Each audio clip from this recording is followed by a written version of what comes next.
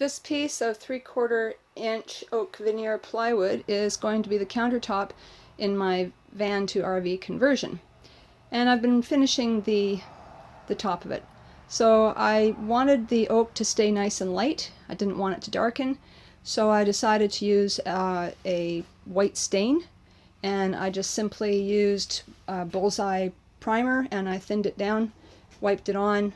It dried very quickly.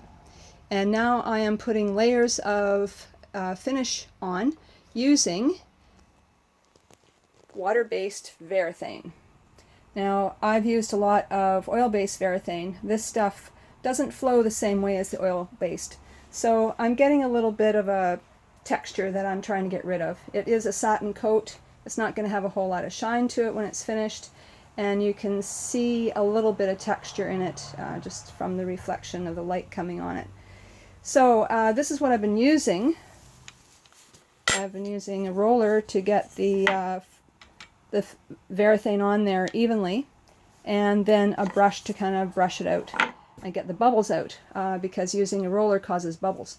So I'm not entirely happy with that finished. I checked out some YouTube videos and I watched how they finish wood floors with a water-based product, and they use a foam floater, basically like a big squeegee. I've done a lot of silk screening and I know all about squeegees, so I was wondering how to come up with something that might work for this small piece of countertop. So I've built myself a floater that I'm hoping will work. I haven't tried it out, but what I'm going to do is I will dampen this underneath edge with the Varathane, and I'm going to pour Varathane all along the edge, about 4 inches in from the edge, and I will come back at the other end and I'll be dribbling it on all the way down because I want to make sure that I have a continuous flood. Oh, hello there, Mr. Wasp. And by the time I finish, I should have a nice even coat. I might have to do a couple, but I'm gonna try this experiment and see how it goes. So I'm gonna put this on pause and I'll be right back. Alright, here we go.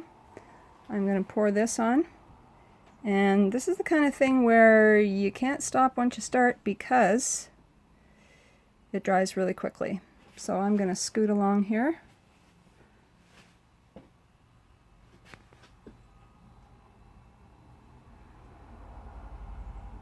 Gonna have to get some more.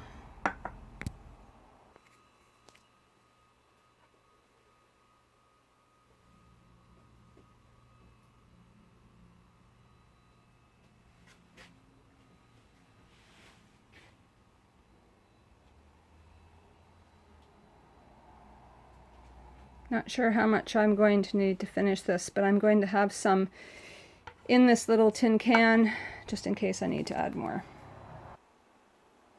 Well, here goes. Wish me luck.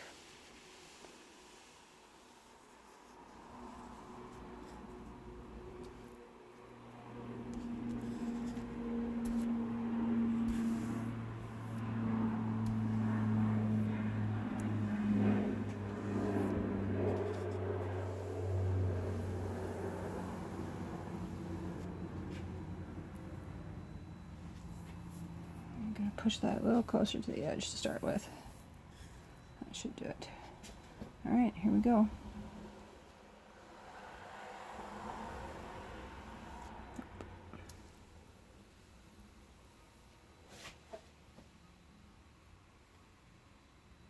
Yeah, I'm going to have a mess to clean up along the edges. That's fine. They are going to get maybe trimmed and painted. Whoops. Forgot to calculate that, didn't I?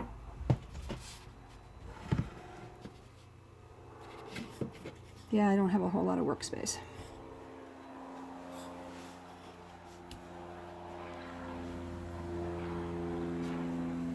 A little faster and a little straighter. Getting it into that corner. There we go. would help if I didn't have things in the way. This is going to have a cutout for my stovetop and my sink in it. And it's not going to be 96 inches long like this piece of wood.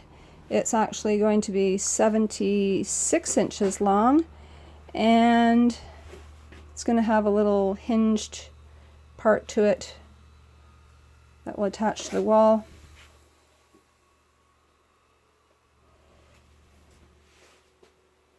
And I can lower it to create a larger workspace if I want to, or use it for a little kitchen nook or table. I'm going to have to level this out when I'm done, but I think this is going to work. I've got more than I need. Alright, so I'm going to get that excess out of the way. Okay, I went over it twice from the start. Wish I didn't have to, but I just needed to put a little bit more pressure on the roller so that it spread it out and made it even. Just going to see how it looks when it's dry. So far, I think it's going to give me the effect that I want, and I will be sanding it down a little bit, putting a thinner finishing coat on. I think it's going to be fine. I got some drips to clean up. That's okay. Thanks for watching.